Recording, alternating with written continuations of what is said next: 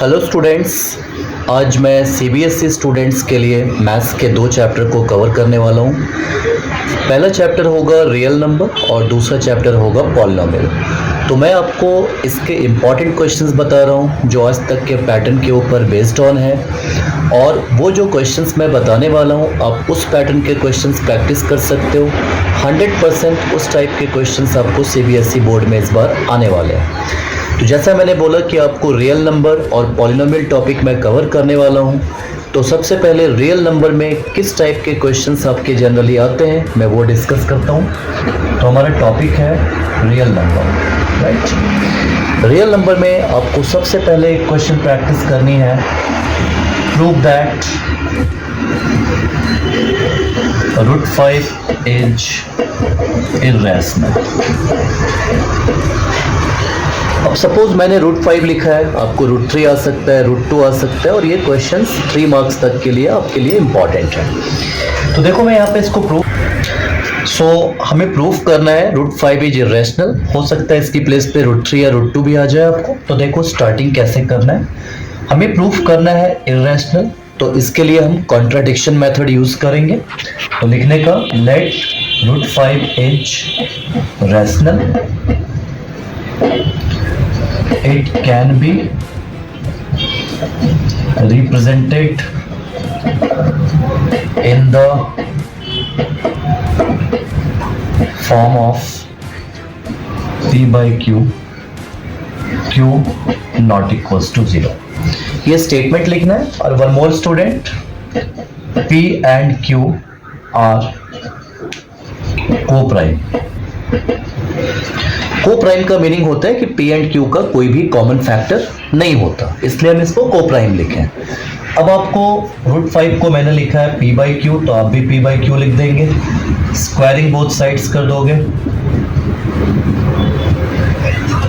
तो ये आपका आ जाएगा 5 is equal to P square by Q स्क्वायर, Q square is equal to P square by 5। अब देखो यहाँ पे हमारे पास Q square is equal to P square by 5 हुआ। इसका मीनिंग हुआ कि 5 से P स्क्वायर डिवाइड हो रहा है। तो यहाँ पे साइड में आप लिख दोगे 5 divides P square, therefore 5 divides P। ये फर्स्ट स्टेटमेंट है आपका। इस तरीके से आप सेकंड स्टेटमेंट भी बनाओगे। तो सेकंड स्टेटमेंट में आपको क्या करने का, लेट करना है, let P is equal to 5R। अगर आप ये √5 प्रूफ कर रहे हो तो 5R लिखोगे, √3 प्रूफ कर रहे हो तो 3R लिखोगे, √2 प्रूफ कर रहे हो तो 2R लिखोगे। इस तरीके से ये जो वैल्यू है P की 5R आप इस एक्सप्रेशन में सब्स्टिट्यूट कर सकते हो।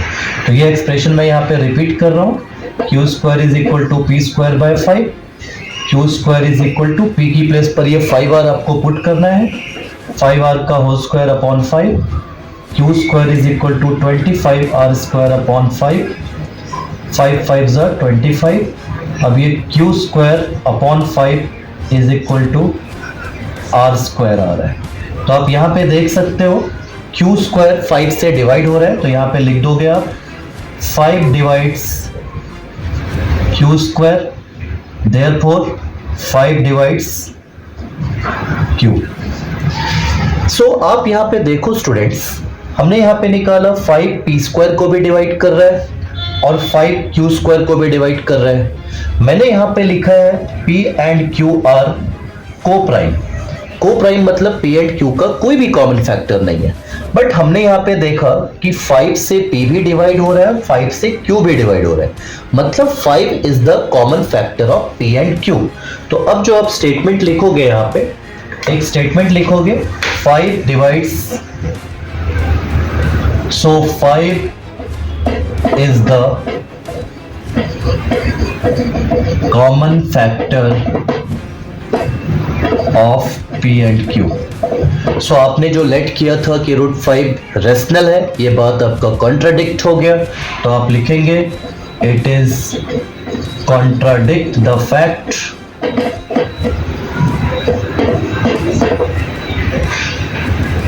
√5 इज रैशनल, ये कॉन्ट्राडिक्ट हो गया।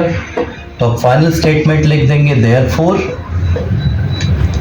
√5 is irrational। सो इस तरीके से आप इस क्वेश्चन को प्रूव कर सकते हैं। इसमें कोई भी नंबर आ जाए आपको ऐसे ही प्रूव करना है।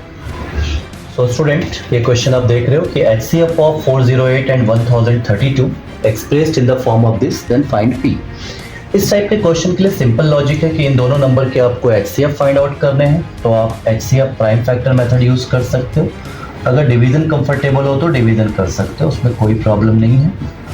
ये देखो मैंने इसका प्राइम फैक्टर किया है और इस तरीके से आप 1032 का भी प्राइम फैक्टर कर सकते हो।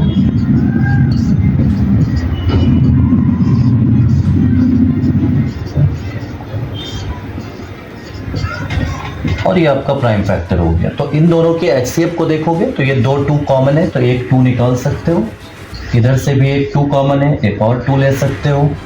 फिर आपके पास एक 3 मुझे कॉमन दिख रहा है,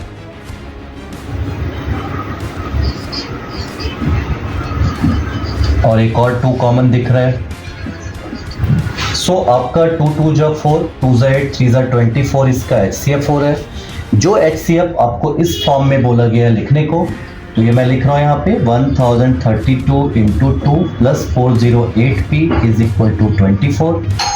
408p is equal to 24 minus 2064।